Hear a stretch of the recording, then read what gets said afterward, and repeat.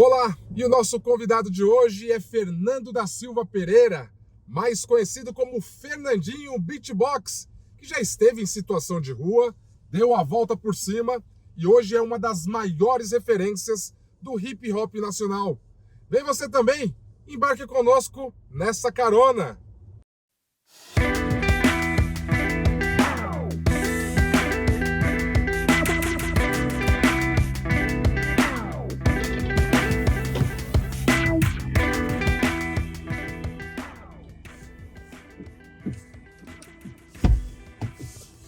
Meu mano, tudo bem? Fala, Fernandinho, seja bem-vindo, irmãozão. Como Bom que você dia. tá? Tranquilidade? Ótimo, graças a Deus. Beleza? E você? Tudo bem. Dá licença aqui, meu mano. Entra aí, fica à vontade. E aí, como estão as coisas, meu irmãozão? Graças a Deus, tudo bem. Tudo bem, família? Tudo ótimo. Tudo jóia? Como tá de show aí? Cara, não tá tão do jeito que eu gostaria não, né? É que tem muita gente pedindo moral. Dá uma moral aí pra nós. Moral já não dá, né, cara? Porque as contas não perdem moral, né? Então, tipo assim... estamos aí na atividade, né? Não pode parar. Meu irmão, Brasil te conhece, você já rodou o mundo todo por conta do seu talento, da mixagem, do beatbox.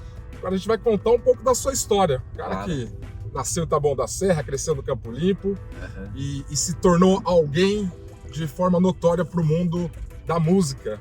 Quem que é Fernandinho Beatbox?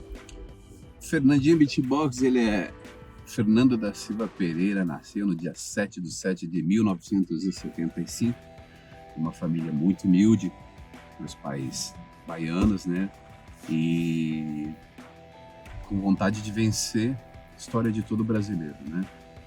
E, cara, vou te falar que, assim, meus pais, eles...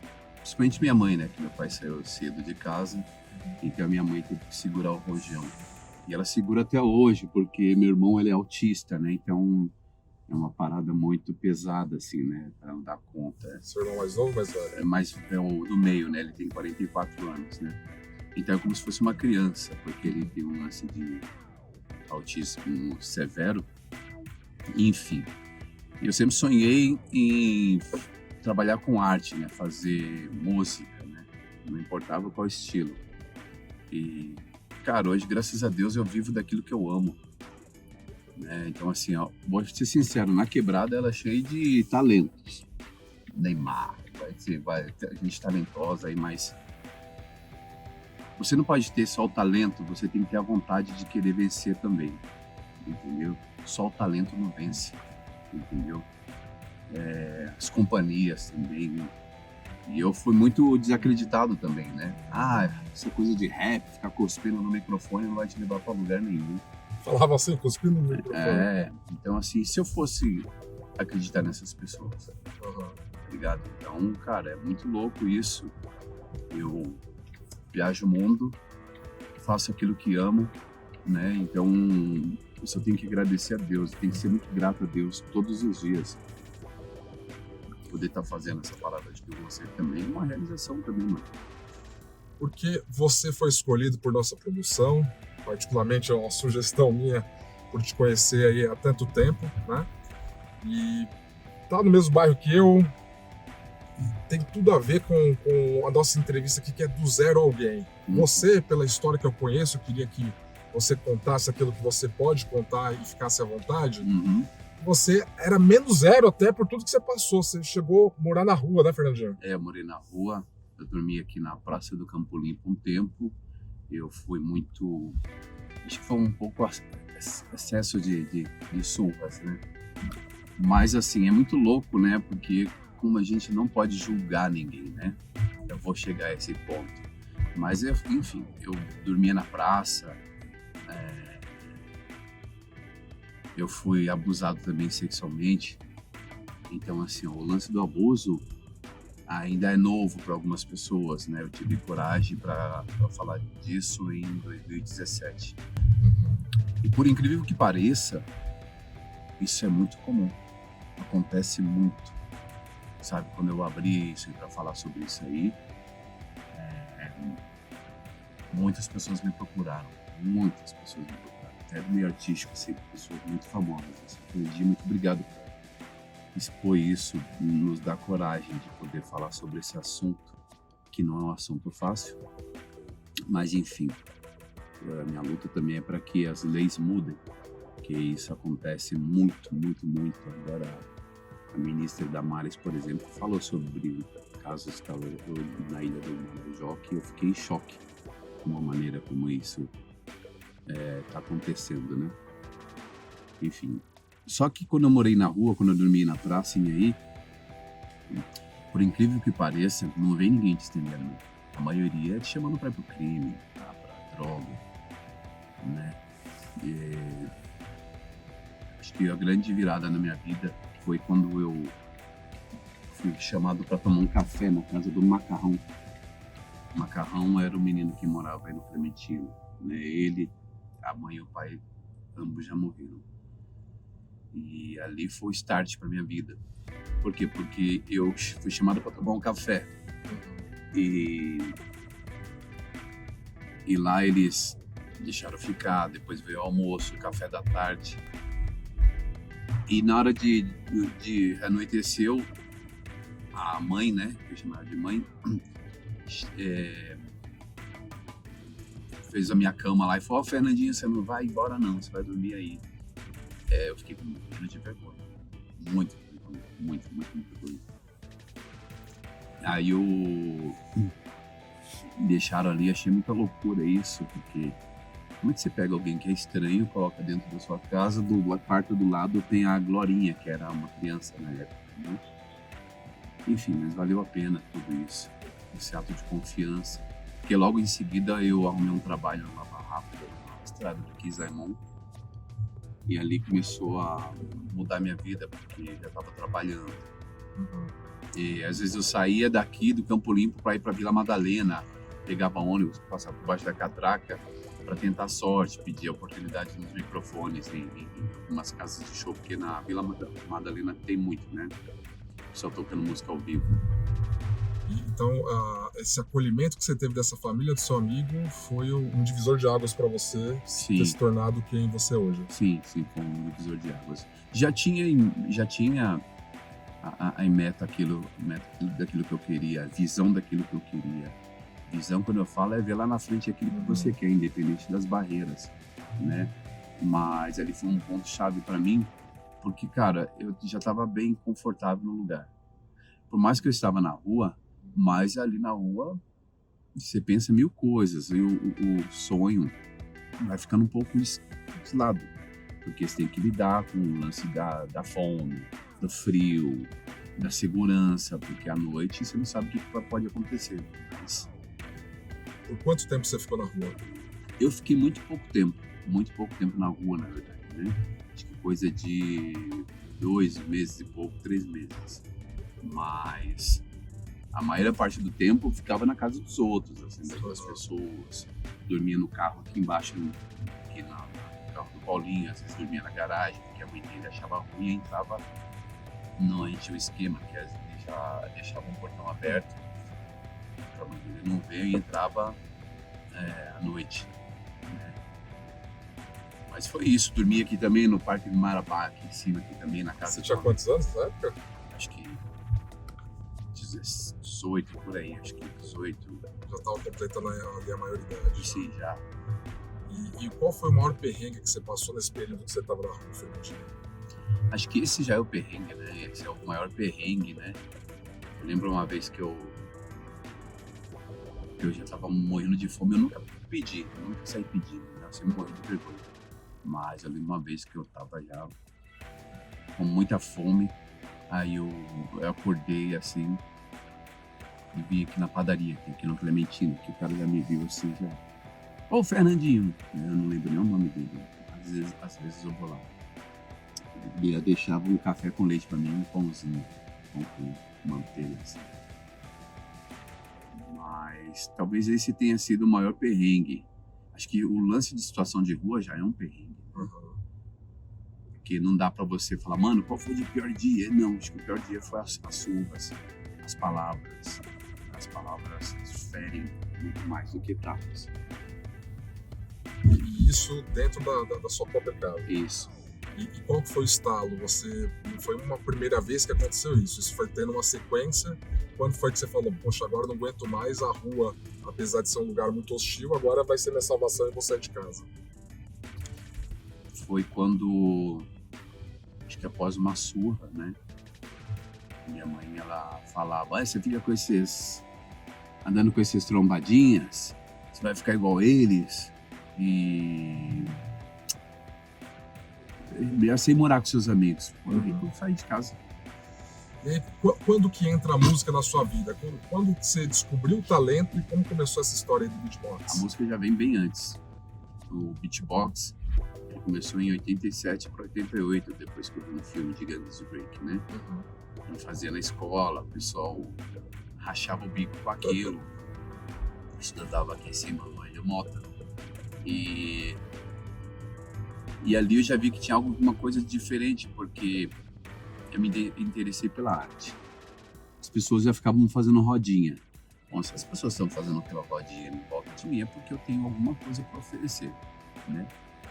E às vezes eu ia para as festinhas de amigos, tinha um microfone ali, tipo um CCR na época. O pessoal até falava, comecei comprando errado. O pessoal já ligava o microfone para mim fazer o som de boca. Cara, virava atração de festa. Até que um dia eu frequentava uma matinê ali na Henrique Schaumann.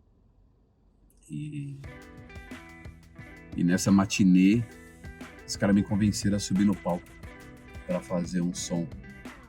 É óbvio que eu queria, mas ao mesmo tempo eu tava morrendo de vergonha. Tinha aquela insegurança ali. Porque, cara, eu sou muito tímido, né? Aí na hora que o cara falou sim, os caras falaram, Fernandinho, vamos ali fazer um beatbox, era um som de beatbox, ainda eu não sabia que era o nome dele. Vamos ali fazer umas imitações ali, que o meu apelido na escola era Maluco do Putipá, né? Vamos fazer uns bagulho ali, mano, vamos lá. Falei, bora, demorou. Era uma mistura de ansiedade, de vergonha, timidez também, né? Mas assim, porque eu achava que o Fábio não ia me permitir, né? Porque eu vi o Fábio ali como DJ, era o cara intocável. Ok. Aí muito louco foi que eles me convenceram até ir lá daqui a pouco, meu irmão. Ô Fábio, se liga aqui no som que esse mano aqui faz. Aí eu fiz o som pra ele. Na hora que ele falou, que legal, vou te colocar no microfone lá. Mano, na hora que ele falou isso, meu coração veio na boca. Mano, eu nunca peguei um público tão grande assim. Vou pegar e fazer pro microfone mesmo. Enfim. Aí aconteceu algo muito engraçado, porque você tem um nome artístico? Eu falei, não. Aí colocou o nome de Chaba Hanks. Eu falei, mas Chaba Hanks já existe. Ele falou, não, tudo bem. Eu falei, ok. Sabe falar inglês? Não sei falar inglês. Aí eu comecei aí ele soltou uma música, pra mim ele soltou a fumaça pra caramba. Aí soltou uma música lá, Carmina Burana. Mano, Carmina Burana, cara, já é um som que dá medo, né? Na hora que ele soltou isso aí, senhoras e senhores, eu tenho uma atração surpresa aqui, aquelas luzes pirotécnicas. Aí ele falou, Chaba Hanks, uma atração internacional. E óbvio, né? Todo mundo parou. Tô observando aquilo ali, eu falei, ok. Aí eu falando, tô vindo enrolado com boné, só aparecia aqui a boca, aqui assim, ó, de vergonha. Yesburg Lewis, Double Jangle, mano, não sabia falar nem imitar o inglês. Aí daqui a pouco eu mandei, a menina se ligou aqui do lado que eu mandei, Is Grubblers, Fraudas Pumpers. Fraudas Pumpers? Fraudas Pumpers? Esse cara tá junto. Eu falei, mano, eu preciso fazer alguma coisa aqui. Aí foi na hora. E aí, tudo bem, pessoal? Meu nome é Fernando. Eu vou fazer um som de boca pra vocês. Aí comecei com Asas Indoáveis.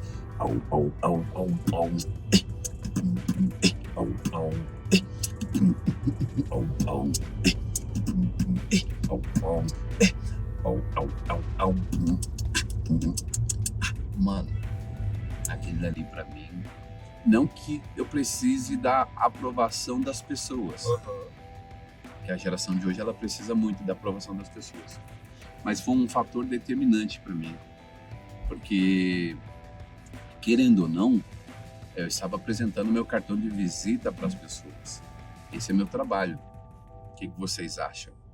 E ali, mano, foi um divisor de águas na minha vida, porque na hora que eu fiz, as pessoas começaram a gritar, eu fui muito ovacionado, assim, como eu nunca fui na minha vida, cara. E daqui a pouco eu virei o popular daquele lugar, sabe? As menininhas começaram a dar bola pra mim. Cara, mas foi muito louco, porque toda semana eu já tava fazendo beatbox, até que o Fábio Napolitano, que era o DJ, inventou de fazer um campeonato de som de boca. Cara, e no dia que eu ganhei, eu cheguei com 10 conto em casa. E 10 conto naquela época era um dinheiro bom, né? Todo empolgado assim. Eu lembro que os caras me enquadraram, né? Os moleques da matinê me enquadraram no final da coisa. E aí, agora você vai pagar uma pizza pra nós. E eu tive que inventar até que minha mãe tava doente. Não, cara, eu tenho que comprar um remédio pra minha mãe, cara. Não tava doente por isso, mas nenhum. Eu comprei um remédio, enfim. Eu lembro que eu cheguei com esse dinheiro em casa, mano. A minha mãe, ela surtou de raiva, tipo assim, ela quer saber de onde veio o dinheiro. Achando que era de coisa errada. Achando que era coisa errada. Eu quero saber de onde você arrumou esse dinheiro. E falando comigo, só que eu tava com a consciência tranquila. Eu falei, não, mãe, eu fui fazendo aquelas loucuras lá, fazendo pressão de boca. Agora tá... Quem que vai pagar dinheiro disso, né? Que o mais velho não entende, né? Aí ela foi e falou assim, mãe, é que agora tá tarde, amanhã cedo nós vamos lá na casa dos meninos, que eu quero saber sobre isso aí. Eu falei, tá bom, sem problema. E ela falando um monte assim, eu falei, mano, só deixa ela primeiro ir lá. Aí que legal. De manhã, logo cedo, fomos lá no Jardim das Palmas. Minha sorte que os meninos já estavam tudo na rua, né? Porque geralmente na segunda-feira fica aquele bolinho, né? Dos meninos comentando como é que foi a balada, aquela resenha da época. E minha mãe chegou lá, Dona Maria! E já, Dona Maria, tudo bem? Aí minha mãe olhava pra eles fixo, né? Pra ver se alguém ia piscar alguma coisa. Minha mãe sempre foi muito malandra nisso. E ela foi e falou, oi meninos, eu quero saber como é que o Fernando arrumou esse dinheiro. Maria do céu! O Fredinho conseguiu isso, ele ganhou, esse é o nosso rei! Caramba! Ele ganhou lá no campeonato lá, todo mundo ficou de boca aberta, Dona Maria. Ela olhava assim pra cada um, pra ver a reação dele, olhava pra mim, eu já tava piscando. Essa não é uma saúde, sabe, foi muito engraçado. Ela agradeceu a todo mundo ali. Na hora de ir embora, ela virou esquina, ela olhou pra mim e falou assim, olha, esse no domingo você ganha mais, tá?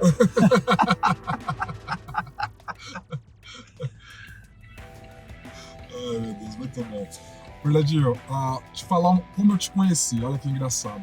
Eu tinha 17 para 18 anos, estava ali na Cardeal do Arco Verde em Pinheiros, né, onde tinha o Carioca e o Caviar, que era um lugar de forró universitário, quando explodiu o forró universitário. Nossa, você é do Caviar, da época do Caviar? Eu fui acho que 1 ou 2 vezes ali. Caramba! Aí eu saindo, tinha aquele dogão depois do Caviar. Uhum. Aí você tava passando com mais 2 rapazes lá, todo simpático, né? E aí você cumprimentou. Aí o pessoal, não, Fernandinho, os meninos que estavam comigo eu não te conhecia na época. Uhum. Aí eu falei, quem que é? Não, pô, o cara é famoso e tal, né? Aí depois de um tempo você apareceu no Luciano Huck. E aí teve uma outra época, logo na sequência, a gente acabou se encontrando na quermesse do Leme. Uhum. E aí você me cumprimentou, você não me conhecia, mas você sempre foi um cara muito simpático, todo mundo te cumprimentava, você tem essa personalidade até hoje, aí você me cumprimentou. Aí eu tava já com outra galera, e os caras, porra, o Fernandinho te conhece? Aí eu peguei uma moral porque você me cumprimentou. Porque a galera achava que você era meu amigo. Eu falei, não, mas do jeito que o cara te cumprimentou, você é amigo dele sim, aí os caras começaram a falar. Depois te encontrei outras vezes na padaria Portugália, enfim, você também me cumprimentou. E a gente sempre se encontrava assim, mas nunca tinha trocado ideia. E aí quis o destino que tanto eu quanto você fomos homenageados naquele mural lá do Campo Limpo, Exatamente. o Feras do Campo Limpo. Aí eu, como repórter, tive a oportunidade de entrevistar lá na época. E o destino nos reuniu mais uma vez, que foi agora o Mário, que é o pastor Mário, convidou você e eu para darmos uma palavra lá na igreja dele, Taboão da Serra, e a gente teve essa oportunidade de se encontrar de novo, né? Daí até partiu E por o final, convite. e por sinal você fala muito bem. Obrigado, irmão. Até peço desculpa pro pessoal, que eu sou meio enrolado. Imagina, pô. A timidez, às vezes, cara. Tô até fazendo um trabalho com isso, neurociência, aí, que tá me ajudando muito. Mas sabia, ó, eu vou te falar como profissional de comunicação. A comunicação não é ter a melhor dicção, lógico que isso ajuda, né? O trabalho de fonoaudiologia, de raciocínio, mas é a identidade de cada um e você tem uma comunicação bacana, apesar de você achar, poxa, porque eu sou tímido, eu falo assim, assim, assado, mas não compromete a comunicação. Tanto a personalidade, questão de carisma, e principalmente uma coisa que você tem muito forte que é a história, isso traduz a muito, verdade, né? né? Exatamente. A verdade é a que conta, não importa a maneira como você se comunica, as pessoas estão ligadas ali na verdade, né? E da questão do seu trabalho, da sua profissão. Uhum. Perguntei, a gente começou aqui um papo um pouquinho mais baixo, até para conhecer sua história, e é difícil tocar em feridas, né? E até te parabenizo pela coragem de você falar, e isso acaba inspirando outras pessoas que passam por isso e não sabem para onde correr, né? Uhum. Então, você, por ser uma pessoa pública, acaba inspirando outras pessoas. Obrigado demais por compartilhar. Tenho certeza que a audiência ela vai gostar e você vai tocar no coração de alguém. E agora falar da parte dessa reviravolta, esse divisor de águas que foi na sua vida, a questão da música. Qual foi o seu melhor momento? Conta um pouquinho esse panorama de você ter viajado para fora, parceria com o Marcelo D2, outros artistas, e como isso mudou a sua vida. Bom, um pouquinho antes eu já tinha um outro grupo que se chama Záfrica Brasil, né? E o Záfrica Brasil, eu recebi o convite para fazer parte do grupo ainda na época de matinê, ainda na saída da balada, né, da matinê. Montei o grupo, fiquei um tempo bacana aí com esse grupo, com o Gaspar, com o Pichot, com o Funk Buia. Só que assim, a vida ela vai começar a tomar rumos diferentes, né? O grupo, cara, acho que toda banda, o grupo, eles brigam. Uma hora vai brigar, porque está convivendo muito junto e acabou partindo. Eu acabei saindo fora por inúmeras brigas que estavam acontecendo, já não aguentava mais e fiquei um tempo parado, né? Não queria mais trabalhar, não queria mais fazer show e cheguei a entrar numa depressão até. E que coisa de louco, né? O Marcelo D2, cara, ele me ligou em casa e eu já era muito fã do Marcelo D2. E eu só que achei que era pegadinha, porque Marcelo D2 tá ligando pra minha casa. Enfim. Grande, mas como é que você conheceu o Marcelo D2? Marcelo D2 eu conheci ele num festival que eu fui tocar lá em Porto Alegre e ao descer do palco ele veio à minha direção e disse: cara, eu chapei no seu trabalho aí, tu é sinistro, né? Eu gostaria muito de um dia poder contar com você aí, fazer um som comigo. É óbvio que eu falei, demais, só que eu não acreditava porque, cara, sabe como é que funciona isso, né? Às vezes as pessoas ficam, como a gente diz na quebrada, jogando areia nos olhos, joga areia nos meus olhos. Enfim. Me ilude, vai. E um tempo depois, cara, depois que eu saí do Záfrica, tudo isso, eu tava mal em casa. Eu lembro que minha ex-mulher, ela falou assim: por que você não faz um propósito com Deus? E eu não tinha essa parada ainda dessa ligação ainda espiritual. Eu frequentava a igreja, mas não tinha. Foi aí que eu lembro que eu, como se fosse hoje, eu ajoelhei assim na cama, assim, falei com Deus. Cara, não demorou 2 semanas, o D2 me ligou em casa. Fazer parte do acústico MTV, ele me falou: Fernandinho, eu fui convidado para fazer acústico MTV, mas não tô muito afim não, mas eu lembrei que eu tô parado, que eu gosto muito. E aí, você topa, mano? Na hora, Na hora, eu mergulhei de cabeça nesse Como, projeto. como dizer não, né? Não tem como. Não tem, cara. E eu ficava ali, eu vou dizer, internado praticamente, que eu tinha um Discman e ficava ali ouvindo o CD, porque eu tinha que tirar o máximo de efeito possível. Scratches, chegar o mais próximo dos timbres, né?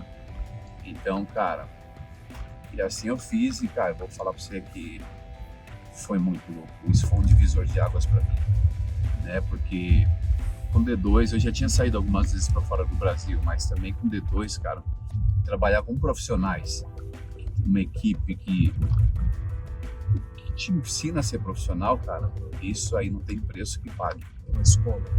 É uma escola. Eu sempre fui muito observador. Sempre gostei de ficar nos bastidores, vendo como que montava, como é que os caras lidavam com essa coisa de contrato, lance de horário. Então, algumas pessoas falam que eu sou muito chato. Né? Você é muito chato no show. Eu falei, não é chato não, porque eu me concentro muito no que eu vou fazer.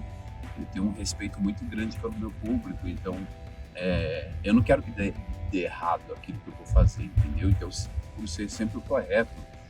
E no Brasil, infelizmente, quando se trata do rap aqui, meu irmão, é muito difícil, porque por mais que o rap tenha chegado num patamar bacana, mas é muito difícil ainda lidar com o amadorismo de muitas pessoas. Né? Uhum.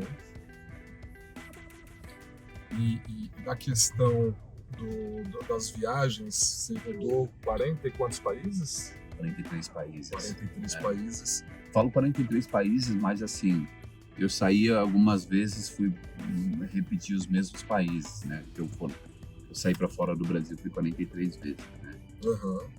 E me conta uma coisa, como que foi essa experiência do menino que morava na rua, de repente entra no avião para viajar para outro país? Conta como foi essa experiência internacional. Cara, foi muito louco, né? Porque passa um filme na cabeça, né? Mas eu vou te falar que o start mesmo não foi nem a primeira vez quando eu entrei no avião. Não foi. O start mesmo foi quando eu entrei nos Estados Unidos, que era o meu sonho. Meu grande sonho era conhecer. A influência do rap gigantesco. Meu grande sonho era conhecer os Estados Unidos. E eu fui para Nova York. Cara, na hora que eu pisei no palco de Nova York, eu lembro que eu tava com uma camisa que tinha um número aqui, Salmo 23. E eu coloquei ali como um agradecimento a Deus por me permitir estar ali. Entendeu? Eu já tinha saído assim para fora do país, mas a minha parada, ela tava nos Estados Unidos. Tipo, mano, Estados Unidos para mim, no dia que eu chegar nos Estados Unidos, eu vou falar para você, como diz a molecada, eu zerei a vida. E isso em Nova York? Nova York, cara, na hora que eu pisei lá, eu lembro ainda até hoje, eu agradecia. Eu tava no palco, eu agradecia a Deus, assim, por essa grande oportunidade de eu estar ali naquele lugar, entendeu? Uhum. Nossa, que animal. E das experiências que você teve com o Marcelo, fala um pouquinho sobre o Marcelo D2, de alguma resenha de vocês que te marcou aí ao longo dessa parceria. Cara, o Marcelo D2, cara, ele é muito fechadão, né? Ele não é um cara muito de trocar ideia. Ele é um amor de pessoa, mas assim, ele se enturma mais com o pessoal dele, com o pessoal dos cariocas, assim, mas é um cara que não tem o que falar dele, não. Eu gosto dele, gosto muito dele. Sempre me tratou muito bem. Sempre, até lance de... Eu lembro quando ele começou a fazer lance de esportes, né, cara? Porque às vezes a gente ia comer algum lugar assim, Fernandinho, qual é, Fernandinho? Tem que colocar seu prato todo colorido, não sei o que lá, porque... proteína, ele ia explicando isso, cara. Depois é sinistro, eu não tenho muito o que falar dele, não, sabe, cara? É um cara que me ajudou muito, eu sou muito grato a ele, por ele ter confiado em mim. Para você colocar alguém na sua banda, cara, você tem que escolher a dedo. E eu, pelo menos, eu faço isso. Tem que preencher todos os requisitos, né, cara? Eu já montei banda. Uma peça errada acaba destruindo. Eu sei, eu tive banda, eu sei como que é isso, né? Então, cara, muito bacana essa experiência que eu tive com ele, né? Agora, como a gente fala muito da questão da trajetória para inspirar outras pessoas a saírem do zero e se tornarem alguém aí na sociedade, ah, tem a parada que você tem talento, mas tem muito também do esforço, não é só o talento, né? Como que funciona a rotina de um beatboxer para treinar, no seu caso? Quanto tempo você treina? Da onde você tira a referência da música? O quanto é corda vocal? Quanto é ouvido para você transformar isso? Hoje eu não treino tanto porque eu tô velho, eu tô cansado. Mas assim, eu quando escolhi a arte do beatbox na minha vida, eu coloquei na minha cabeça que eu não seria mais um do beatbox. Eu coloquei na minha cabeça que eu seria o cara do beatbox. Como assim, Fernandinho? Porque no beatbox tem uma técnica que chama que isso aqui é... É muito comum você ver as pessoas que fazem beatbox fazer esse tipo de som. Só que eu falei, mano, eu preciso ir além disso aí. O que eu comecei a fazer? Eu ouvia sons, então eu tentava chegar ao máximo, próximo de delay. O que é o delay, Fernandinho? O eco.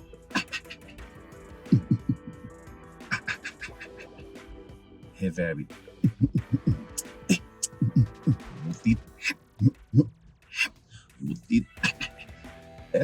Esses pequenos detalhes, eles fizeram toda a diferença, porque as pessoas começaram a olhar diferente. Falaram, mano, como é possível uma parada dessa? Engraçado, ontem eu estava numa entrevista e o cara falou isso aí, que eu fui contratado para fazer um beatbox numa feira que não poderia ter música, não poderia ter som, nada do gênero. Aí, cara, eu lembro que os contratantes Mas não podia por qual motivo? Porque que acontece? Todas as feiras, que eram a feira de lance de musculação, um querendo atrapalhar o outro com som. Ali toca funk, ali toca rock, ali toca não sei o que lá. Cara, vira uma bagunça. Eu já fiz vários eventos desse tipo, então eu sei que enche o saco. Ok. E aí o que aconteceu? O rapaz que me contratou, o Marcelão, muito sábio, ele me chamou, sabe que a gente consegue fazer um som? Cara, foi muito louco, porque a pessoa, a dona mesmo do evento, chegou lá brigando. Gente, vocês estão ligando o som aí, cara, não pode ligar som, tá no contrato. Aí o cara falou, meu, tranquilo, não tem som aqui, mas olha isso aí, ó, cara, tem um som. E ela brigando assim, cara, eu lembro que eu tava fazendo som, mas eu vi aquela muvuca ali em cima da mulher ali, ó. Eu falei, não, olha ali, ó. Aí a mulher ficou olhando pra mim. Nossa, é som de boca mesmo? Gente, do céu, tô passada. E ela, eu lembro que ela colocava a mão na cabeça, assim, os caras até falando na entrevista, foi muito engraçado. É isso, cara, é você chegar a impactar nos lugares assim, onde você vai mostrar seu trabalho.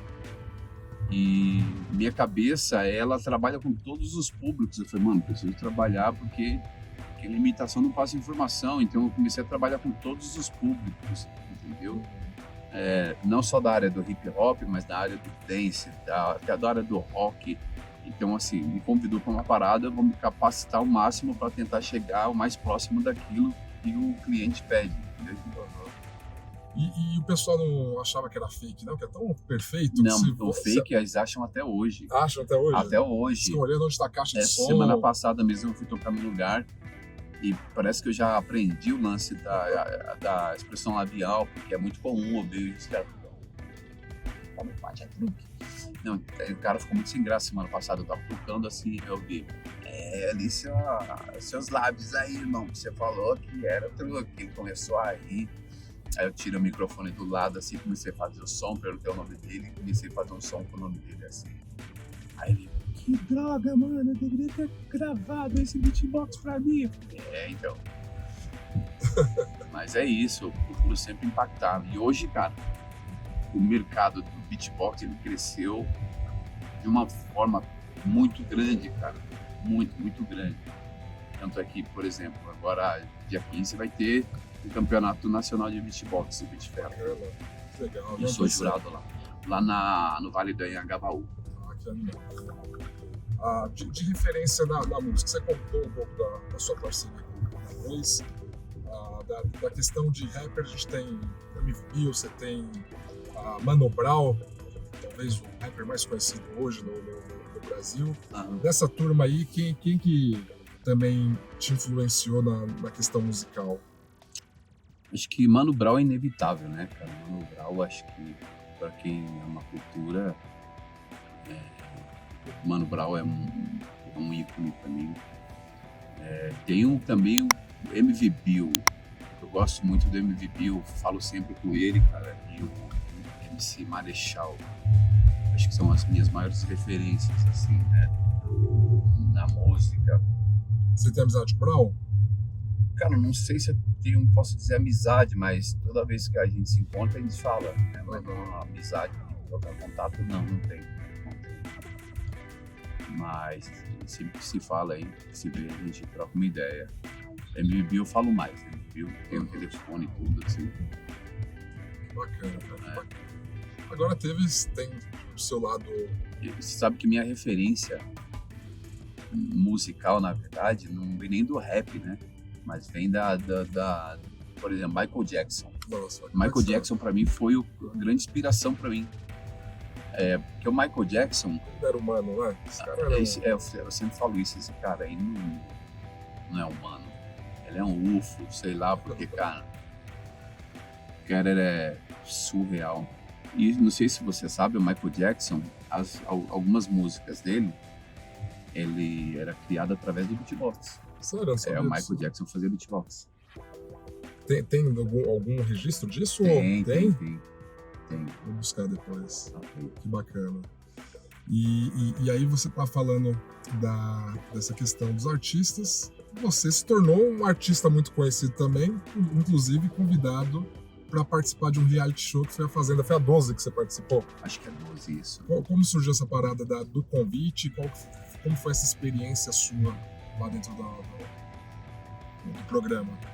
Alguém me chamou, não vou lembrar quem, me chamou através do Instagram. E aí, Fernandinho, se você fosse convidado para participar da Fazenda, você toparia? Aí eu falei, toparia. O mais engraçado de tudo é porque eu dei uma entrevista uns 2 anos antes, falei que nunca participaria de um reality. Como é que pode, né? O lance da evolução da pessoa, né? Uhum. E eu falei que nunca participaria. Aí depois a pessoa mandou novamente. Então você foi um dos selecionados para participar da Fazenda. E eu mostrei para a Drica. Aí ela foi. Drica é sua esposa. A gente está separado no momento. Mas assim, tem uma carinha pra ela, Drica. E a Drica, ela duvidou. Lá vem você. Mentira. Eu falei, Drica, convidaram pra Fazenda. Fernando, para com isso. Aí eu mostrei pra ela. Ela falou, Fernando do céu, parece que é real mesmo. Então, o que você acha? A Drica foi a que mais me incentivou. Eu tive alguns haters dizendo que eu fui pra um reality show e deixei uma mulher grávida lá. Nossa. E não, a Drica foi a que mais me apoiou para me participar dessa edição da Fazenda. E, cara, é a oportunidade que a gente tem de sair do aluguel. E, cara, garrei com unhas e dentes. Eu só não contava com ser o primeiro eliminado. Mas foi uma experiência muito boa, cara. Vou te falar, muito bacana mesmo, sabe? Poder participar de um reality não é fácil. Não é fácil. Para quem pensa um dia em participar de um reality, eu já logo falo. Qual que é a maior dificuldade? Sabe, da exposição? Com pessoa. Não é nem tanto exposição, mas conviver com outras pessoas. É muito ego, cara. Tem gente que faz tudo pela fama. Uhum. Qualquer coisa pela fama. E não é o meu por jogo. Cima da outra pessoa por conta disso. Qualquer coisa pela fama e não é o meu jogo, cara. Eu não... Deixa fluir. O que tiver que acontecer, vai acontecer. E eu vi que aquelas pessoas às vezes abraçavam você, mas essas mesmas pessoas te apunhalavam. Ou seja, é um jogo? Mas ali conta um pouquinho também do caráter também, da conduta da pessoa. Ou seja, cara, eu quero ficar famoso. Dane-se o que vai acontecer com você. Por que eu tô falando isso? Eu lembro que eu tenho alguns amigos na Record que depois eles me mostraram um vídeo das pessoas que me abraçavam e Depois apunhalavam, sabe? Eu vi gente ali dentro da fazenda que nem era famoso e ficou com... Cara, como diz as tiazinhas da quebrada, ficou com um rei na barriga, cheio de querer. Eu falei, mano, como é que pode, né, cara? Então acho que é por isso que eu sempre mantenho meus pés firmes no chão, porque eu olhando de fora, ver pessoas com soberba, cara, não. Eu sempre peço pra Deus, se um dia eu chegar nesse nível de soberba, tira tudo de mim, eu não quero. E quem que foi que você teve uma afinidade maior lá dentro da fazenda? Afinidade... Deu tempo de criar uma relação com alguém? Acho que... Pela passagem rápida? É difícil, mas assim, é muito pouco tempo. Mas assim, esse pouco tempo, por exemplo, a Jaqueline com o Mariano, Cartoloco. O Cartoloco eu sempre falo com ele, é doidão mesmo.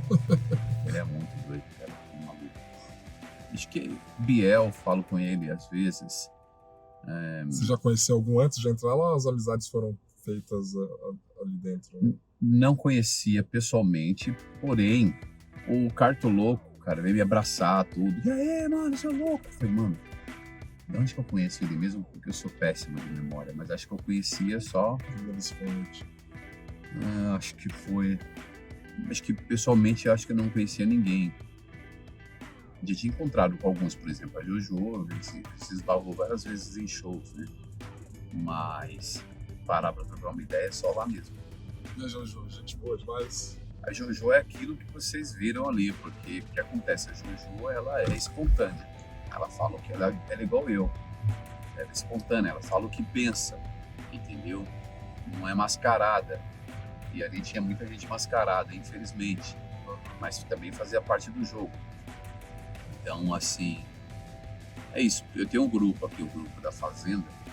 Até no grupo da Fazenda, às vezes sai briga aqui, só pra você ter ideia. No grupo da Fazenda. Você voltaria a participar de um reality? Acho que sim. Tudo é dependendo da proposta, né? O que ele se propõe ali, né? Eu procuro sempre analisar o que é proposto pra mim. Se for legal, para ambas as partes, bora, vamos lá. Né? Eu já fui chamado 2 vezes para fazer o BBB. Eu não quis fazer não, mas... Por quê? Cara, porque... Assim, eu tenho alguns amigos que já participaram do lance de manipulação, né? E eu sei que eu me conheço. Naquele lugar ali, talvez iria acabar com a minha carreira, porque ali a chance de acabar com a carreira é muito maior do que você criar algo bacana, entendeu? Eu sou muito pavio curto, embora não pareça, entendeu? Então, você acha que a produção do BBB exploraria essa questão para... Com certeza. Com certeza exploraria. Porque, cara, é o que eu falei. A chance de você se queimar é muito maior. Muito maior. Projota, você tem amizade? Tenho amizade com o K. Eu tenho amizade com ambos, né? O Projota, eu sei que ele ficou mal também quando ele saiu, né? Porque, cara, quando você tá ali dentro, você começa a criar o seu mundo ali dentro do reality. E você não tem dimensão das coisas que estão acontecendo aqui fora. Às vezes você acha que você tá mandando muito bem. E às vezes uma frase mal colocada pode colocar tudo a perder. Você não tem referência como tá repercutindo. Exatamente. Por exemplo, na Fazenda eu tava brincando de rima e eu falei alguma coisa de zoofilia. Meu irmão, eu troquei a palavra. Foi uma coisa muito rápida. Só que eu não me liguei. É que isso não foi pro ar. Aí eu tava lá no canto que daqui a pouco a Raíssa veio falar comigo. O pessoal tá lá comentando que não gostou do que você falou. Aí eu, não gostou do que eu falei. O que eu falei? Eu falei de zoofilia. Eu falei, o que é zoofilia mesmo? Aí na hora que ela me explicou, meu amigo, meu coração veio na boca. Veio na boca. Eu não ligo pra essa coisa do cancelamento, eu não tô nem aí, porque eu não aderi ao politicamente correto. Só que, cara, ao mesmo tempo, eu ficava preocupado, porque, cara, será que eles vão me associar a pegar animais, cara, pelo amor de Deus, eu fiquei mal com aquilo. Eu lembro que eu fiquei umas 2 horas só sentado ali, triste. Onde que isso vai chegar? É. Só que o pessoal se ligou que realmente que eu falei besteira, que foi sem querer. Uhum. Que as pessoas iam me abraçar, depois, Fernandinho, se liga, para de ficar se martirizando por isso, irmão. Mas eu me conhecendo, eu fiquei muito mal.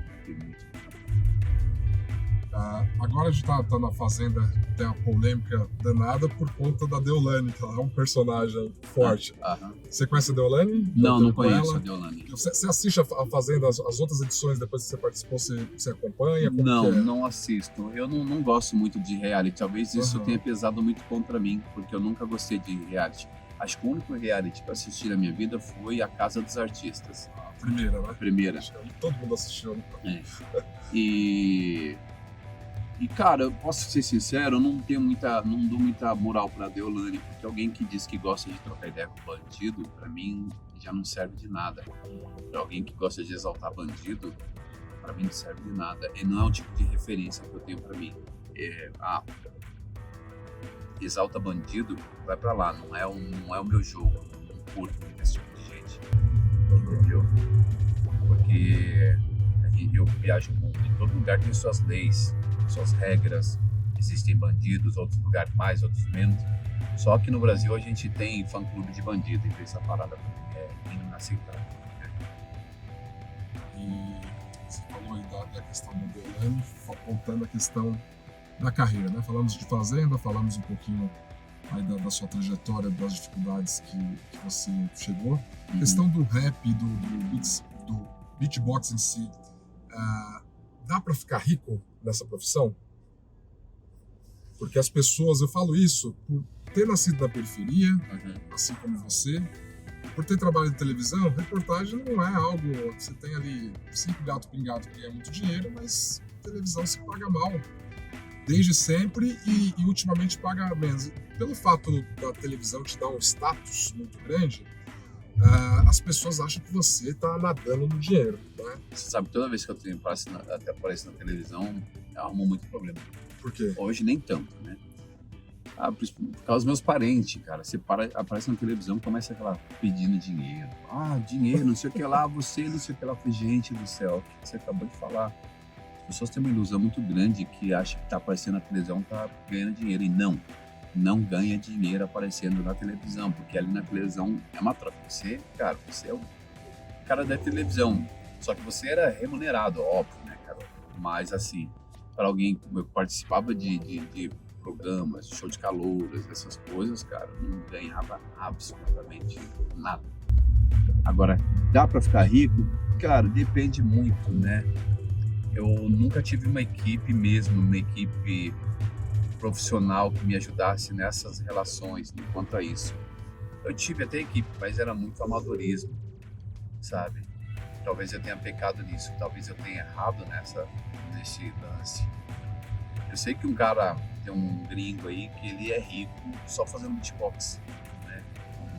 Essa nova geração, porque hoje, cara, a internet, ela dá muita grana se você souber trabalhar isso.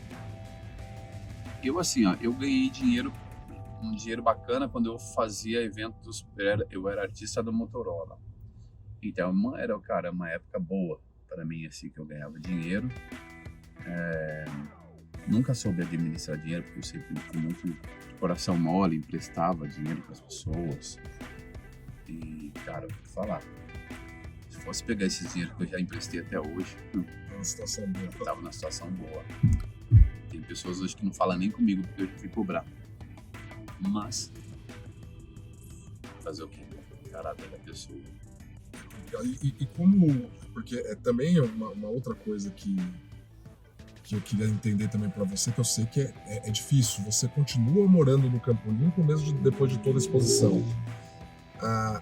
Dificulta mais ainda, que as pessoas não têm noção da questão artística que você tem e você continua morando, que esse tipo de coisa acaba acontecendo mais ainda, né? Porque a gente gosta do lugar da onde a gente veio, cria raízes, mas o mundo ele muda e aquela falta de compreensão que a gente está falando agora. As pessoas acham que por você ser artista tem que ajudar, né? Que você tem que dinheiro, ela não tem, você tem que dar. Você vai cobrar parece que você não pode cobrar porque ela tem menos, você tem mais. Tem uns lances desses na periferia. E como que é para você continuar morando num ambiente, lógico que não é 100% das pessoas são assim, mas o ambiente ele proporciona muito isso também, né? Eu, na verdade, eu voltei a morar aqui no Campo Limpo, depois da separação com a Drica. Eu estava morando primeiro no lado do aeroporto de Congonhas. E vou te falar que eu amava morar naquele lugar, porque, cara, é uma outra frequência. Você querendo ou não, quando você vai para um outro lugar com uma frequência dessa, que a possibilidade das pessoas arranharem seu carro, te invejarem, é muito menor, porque ali já tem um outro padrão de vida. É isso. E depois veio a pandemia.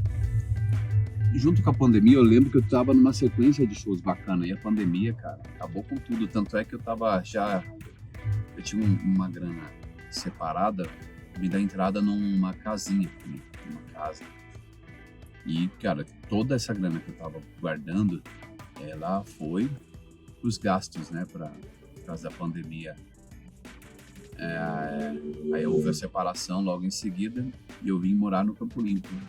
Mas, assim, vou te ser sincero, por tudo isso que aconteceu e acontece comigo, eu não tenho vontade de morar mais aqui.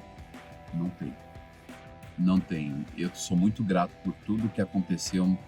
Mas Fernandinho, você está sendo ingrato. Não tô. Só quem vive na minha pele sabe o que é uma pessoa que nasceu, onde que viveu, ser cobrado. E a todo momento acha que você é obrigado a dar dinheiro, dar roupas. O meu irmão, a semana passada mesmo, ele pegou alguma coisa do Facebook. Eu falei assim, aqui ó, fizeram uma montagem sua aí. Cara, posso falar? Parece que a montagem era exatamente eu chegando no lugar e cada lugar alguém me pedindo, dá um boné, dá uma blusa aí, me presta um dinheiro pra nós, aí, paga um negócio pra gente. Cara, era exatamente aquilo. Eu não sei se é porque eu tenho um coração muito bom, não sei dizer não pras pessoas. Ontem mesmo alguém me falou da minha blusa, eu peguei e dei minha blusa. Olha que blusa louca, eu dei assim. E depois eu fico me cobrando. Eu falei, não, cara, você não precisava ter dado essa blusa. Segura um pouco a sua emoção, mano. Entendeu? Mas assim, é isso. Aquele negócio de chegar no farol, a pessoa impedir, às vezes você não tem um dinheiro, você se sente mal porque a pessoa tem menos que você, né? Tem uns lances. Tem, exatamente. Isso eu sempre dou, mas hoje eu filtro muito. Hoje você acaba aprendendo que nem todos aqueles que estão em farol estão precisando. Isso eu falo com toda a propriedade do mundo. Falo porque eu tenho vídeos e conheço algumas pessoas que às vezes não generalizando, tá bom? Mas infelizmente, às vezes, pessoas como essa tiram a oportunidade daquelas que precisam realmente para receber. Igual eu, por exemplo, eu sou uma das pessoas que mais compartilha vaquinha, todas essas paradas que as pessoas precisam. Só que uma amiga que tem muitos seguidores, ela falou, Fernandinho, você precisa dar uma filtrada nisso aí, viu? Eu falei, mas por quê? Porque, cara, tem muito golpe nisso aí. Pessoas que pegam foto de crianças, faz aquelas montagens que estão precisando disso e disso. E ela que começou a me mostrar algumas coisas que abriu minha mente. Eu falei, mano, como é que pode um negócio desse? Como é que o ser humano pode chegar ao ponto de usar a foto de uma criança para sabe? É inadmissível, cara. É inadmissível algo como isso aí. Mas acontece. Pessoas más existem em todos os lugares, entendeu? A gente tem... Às vezes a gente desacredita justamente por situações como essas. Mas, por outro lado, no começo da entrevista, você falando de como foi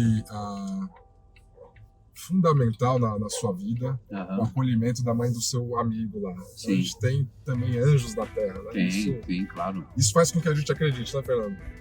Sim, existem muitas pessoas boas aí. Eu sou muito emotivo, gosto de ficar vendo alguns vídeos assim de... Você sabe, o meu grande sonho de verdade é poder ser canal de bênção na vida das pessoas, dar alguma coisa, mas dar alguma coisa mesmo, tipo uma casa. Quando o Netinho, por exemplo, tinha aquele programa lá, o Dia de Princesa, mano, eu sonhava em fazer aquilo com as pessoas. abençoar as pessoas sem as pessoas saberem. Mas assim, a minha ideia era o quê?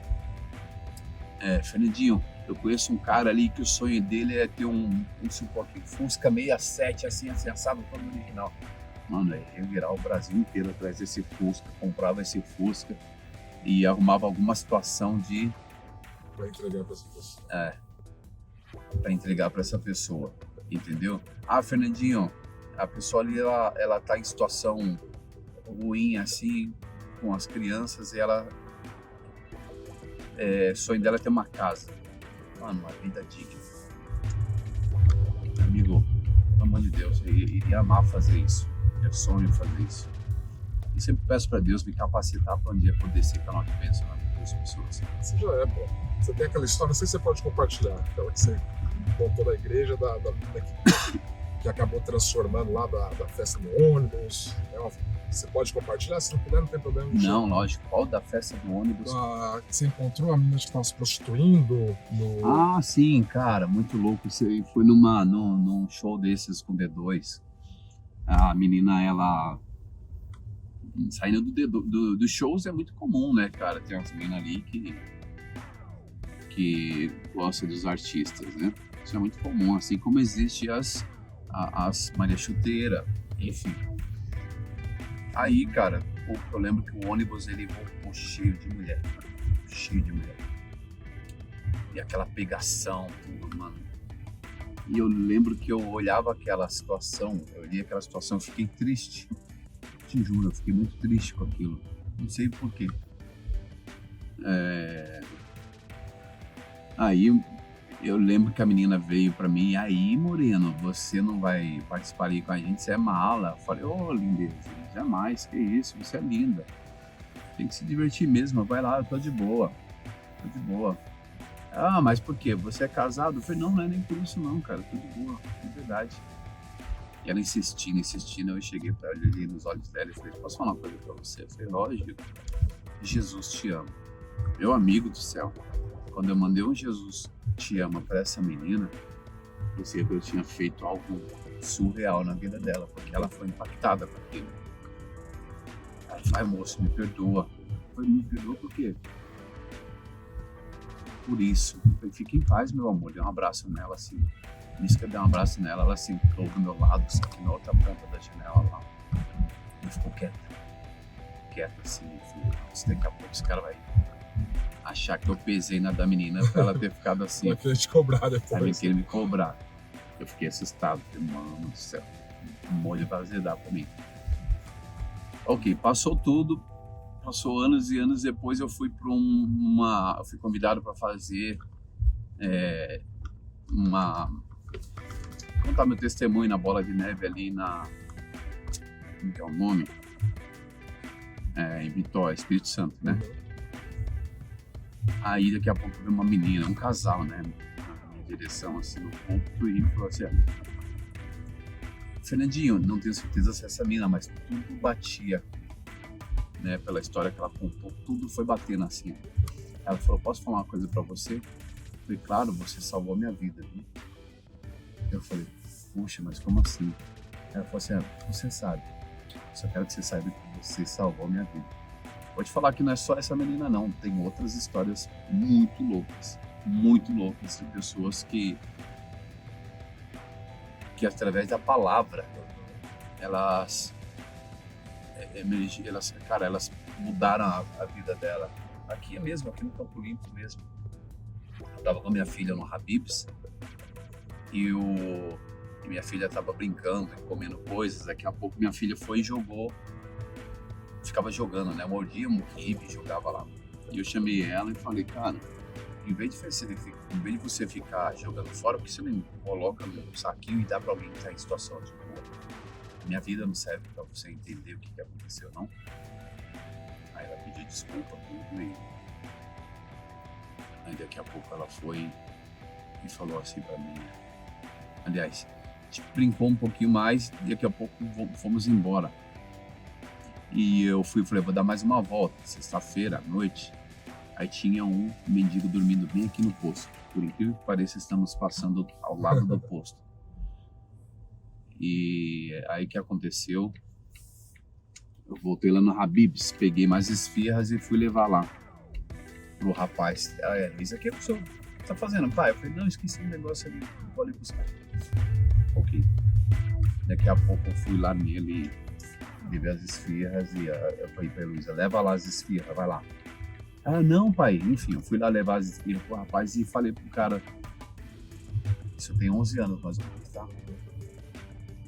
Eu falei, irmão, eu trouxe umas esfirras aqui, eu cheguei tipo imitando Silvio bala, oi, olha a esfirra quentinha. Aí o cara olhou assim pra mim e eu falei, irmão, deixa eu falar uma coisa pra você.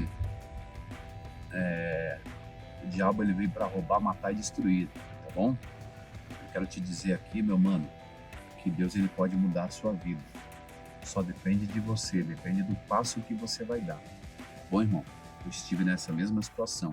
E ele olhava assim pra mim, você já teve na mesma situação? Sim, eu estive nessa mesma situação. Quanto tempo que eu falei pra você que tem isso? 11 anos. 11 anos. Em menos de um ano, cara, eu ia ter uns 10 meses, mais ou menos. Eu lembro que eu fui fazer show com o Marcelo lá no Rio de Janeiro. Eu lembro que eu estava indo pro portão de embarque. E eu lembro que à noite, eu estava passando alguma situação muito ruim. Eu falei para Deus, assim, eu ajoelhei e falei para Deus assim, Deus, eu quero ser usado. Me capacita para mim poder falar do teu amor para pessoas, enfim. Comecei a falar para Deus e também falando para Deus, porque eu estava passando por situações a qual eu estava passando. Ok, sexta-feira de manhã fui para Congonhas. Aí para Congonhas, daqui a pouco tinha um casal muito bem vestido lá. Casal muito bem vestido lá. O rapaz falou, Fernando, tudo bem? Eu falei, opa, tudo bem? Como é que você tá? E ele estava atrasada, né? O Fernando da Silva Pereira, quando eu chamo o nome, ferrou. Ele foi e falou assim, posso dar um abraço? Eu falei, irmão, lógico, eu sou facinho para abraço. Eu dei um abraço nele assim. Quando você lembra de mim, eu falei, tô te devendo, né? Bala, oi. E ele riu, eu falei, não, rapaz. Aí a mulher ficou olhando assim, aí ele falou assim, Fernando, eu sou o bendito que você dá as esfirras no posto de gasolina. Você lembra que você falou do amor de Deus, mano? Eu não conseguia nem responder mais esse cara, eu fiquei em choque, eu fiquei em estado de choque. Eu falei, como assim, irmão? Você não lembra que você me deu as esfirras? Hoje eu sou um microempresário, irmão. E eu ficava me questionando, falei, não, deve ser alguma pegadinha, não é possível. Como é que em tão pouco tempo... A chave do posto? Isso aqui, né? Meu primo trabalha aqui. Ah, é? Slagate, deixa eu ver se ele vai. E aí, o que aconteceu? Aí, ele me falou isso aí. E eu fiquei em choque. Eu te juro que eu achava que era alguém que... Era uma pegadinha.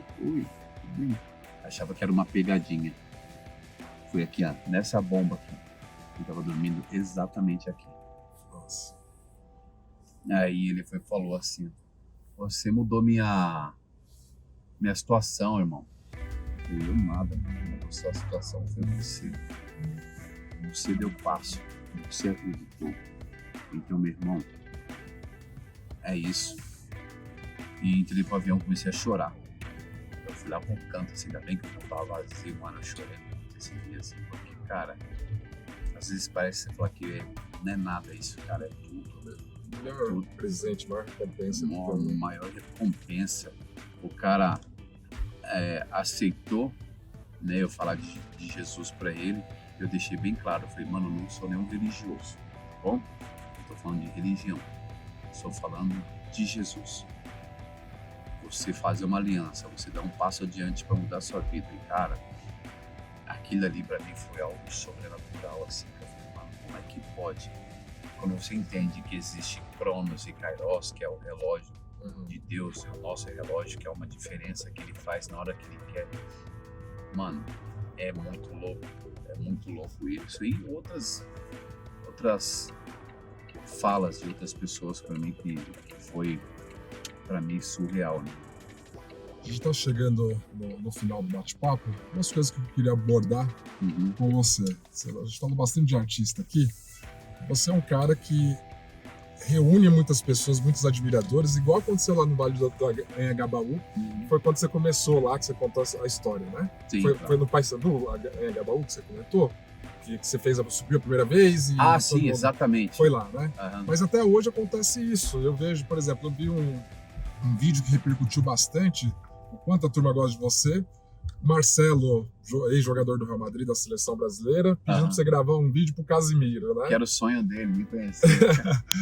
E o cara, poxa, monstro aí no futebol, gosta muito de você. Como é essa relação que você tem com os artistas, essa admiração que você recebe de gente de todas as áreas da vida aí, do esporte, da música? Olha, é muito louco, né, cara? Porque tem verdade, tem consistência naquilo que eu lutei, né, muito, né, no meu trabalho. E você ser reconhecido por esses jogadores, cara, pra mim é muito louco. Eu lembro que quando ele me ligou de vídeo, pra mim foi uma surpresa, né? Marcelo te ligou? Me ligou de vídeo. Você conheceu o Marcelo? A gente só se falava por redes sociais, mas no dia que ele me ligou de vídeo, mano do céu, foi uma alegria, foi uma loucura tão grande que eu não sei te explicar, assim, como é que... Cara, mano, eu fiquei em êxtase, assim, eu falei, mano, como é que pode? Esses caras me ligaram. O Neymar uma vez também falou comigo e, cara, é muito louco, porque não sei se nem se essa é a palavra correta, me apequenando, enfim, me vendo pequeno, mas às vezes você não tem noção de quem você é. Ontem um cara perguntou pra mim, Ronaldo, você viu isso? Olha... Ontem um cara perguntou pra mim assim, Fernandinha, você tem noção de quem você é? Na minha cabeça ela fez tum. Eu falei, cara, não sei. Eu não sei, tem hora que eu não sei.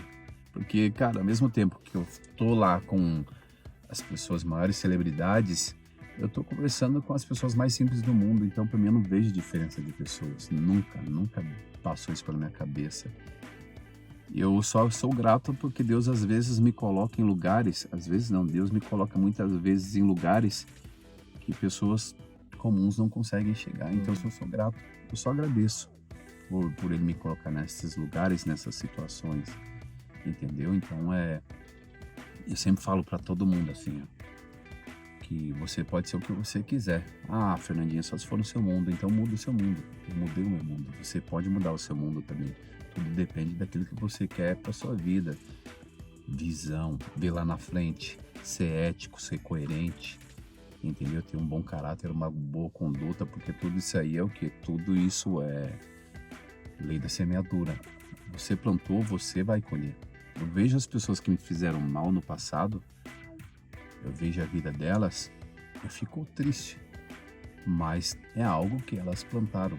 E você pode pensar o que for. Uma vez que você tenta lesar alguém, pode ser que é não ali, mas você vai colher. Uma hora a conta chega. Chega. Você falou do Neymar, como foi a resenha com ele? Foi ligação de vídeo também? Foi pessoalmente? Não. A do Neymar... Desculpa. A do Neymar, na verdade, foi numa festa que eu fui fazer. E ele tava lá, ele veio falar comigo assim. E aí, Fredinho? Eu falei, caraca, que louco. Ele veio falar comigo, ele sabe quem sou eu. Que doideira isso. Mas assim, eu sou muito convidado para ir em festas de jogadores. Já fiz do Adriano, já fiz do Ronaldo, vários. Então, cara, é muito louco isso. Você poder fazer parte desse... Você poder fazer parte desse núcleo, né? Dessas pessoas, entendeu? Pra gente encerrar aqui, eu queria que você falasse para o pessoal, para nossa audiência, o que é ser alguém. Cada pessoa tem uma referência. Uns acham que é ter sucesso na mídia, outros acham que é dinheiro, outros acham que é a conexão com Deus. Cada um tem um pensamento. Ao longo do nosso bate-papo, você já deu algumas pistas da forma como você pensa, né? Mas para sintetizar isso, de uns 30 a 40 segundos, se você conseguir resumir, porque também é difícil a gente contextualizar tudo isso, para o Fernando, que nasceu no Taboão da Serra, rodou o mundo todo, é conhecido pelos artistas. O que é ser alguém? É o que você acabou de falar, né? De repente, ser alguém. Primeiro, acho que você, para querer fazer, porque hoje a gente vive uma situação aí desses jovens que querem ser famoso a qualquer custo. Eu recebo muitas mensagens: Fernandinho, eu quero ser famoso, eu quero ser youtuber, eu quero ser... Não, cara, acho que primeiro você precisa saber quem você é, entendeu? Leitura. Mano, vai ler, vai se informar, procura saber quem você é. Então é muito louco isso, é uma pergunta difícil que você me fez, vou te ser sincero. Mas acho que é primeiro você acessar a sua real identidade. Quem é você? O que você está buscando fazer? Entendeu? É você se capacitar, você se dedicar. Né? Tem uma frase do Thiago Brunet que ele diz o seguinte: você só se capacita naquilo que você busca. Então, cara, é isso, é estudo, é procurar ensaiar, se capacitar na área que você quer, ser sempre justo com as pessoas, em qualquer área, porque Deus, ele vem em todos os lugares. Às vezes você está sendo injusto ali dentro da sua casa, no computador, mandando mensagem, vendo coisas erradas, e isso a vida vai cobrar. Você acha que não, mas a vida, ela vai cobrar. É o que eu sempre falo para meus filhos: cara, todos confiem em poucos, mas não seja injusto com ninguém. A lei da semeadura, ela serve para isso, para nos cobrar.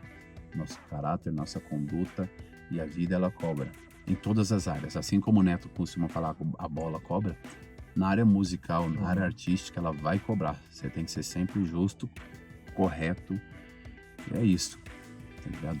Você falou de Thiago Brunet, você tem amizade com ele? Por incrível que pareça, na verdade, o Thiago Brunet, alguém me falou do livro dele. E Qual, especialista em pessoas? Não, acho que é o maior poder do mundo, acho que E eu comentei numa postagem dele, cara, e ele me chamou em box, falou: mano, que da hora você comentando nas minhas coisas, te acompanho aí. Eu falei: coisa de louco, né, cara? É que eu falei, às vezes eu não sei nem quem que eu sou, as pessoas me veem, pessoas que eu nunca imaginei que iria me ver, me viu. Ele me mandou um livro uma vez pra mim, que eu ainda não consegui ler. Eu fiz uma imersão recentemente com ele. Eu tenho, assim, um pouco de receio principalmente nos dias de hoje, que você falou que todo mundo quer se tornar famoso à custa de tudo. E a gente vê muita gente falando o nome de Deus para ganhar dinheiro, né? Exato. E aí eu sempre tive muito pé atrás com pessoas que falam de religião e ganham dinheiro. E confesso que hoje tenho uma admiração muito grande pelo Thiago Brunet, mas eu falava: será que esse cara, né, não tá usando o nome de Deus? Um charlatão, né? Exatamente. Aí fica vendo. Aí tem um grande amigo que mora lá em Alphaville, Rafael Yoshimoto, que sempre, quando posso, vou orar com ele no monte, ali no Monte Grau, na Castelo Branco. Ele me levou no monte no Imbu. E aí teve um dia que ele comentou que o Thiago Brunet estava com ele, que ele faz lá uma mentoria com o Thiago Brunet. E aí eu fui orar, né? Aí eu lembro que no meio da oração, naquele breu, aquele escuro ali no Imbu, eu tava do lado dele, eu falei: deixa eu abrir o olho pra ver se o cara reza de verdade ou se não é, né? Pra ver se é, não vai. Aí eu simpatizei muito com ele e senti, né, muita verdade no que ele prega ali, que não é simplesmente essa questão do dinheiro, porque ele precisa sobreviver, né? Ele é um professor praticamente religioso, mas eu não associava muito bem, e essa experiência... Primeira vez que eu falo isso, apesar de entrevistar com você, mas como você tocou no assunto, achei legal uma história para compartilhar com a turma. Fernandinho. Você sabe que você falou isso, alguém me falou alguma coisa, não sei se foi dele ou de outro, que alguém falou, de uma forma até um pouco preconceituosa: esses gurus que ganham dinheiro, não sei o que. Ela falei: mano, deixa eu falar uma coisa para você. Eu hoje escolho o que é verdade e mentira. Verdade e mentira é aquilo que eu escolho acreditar.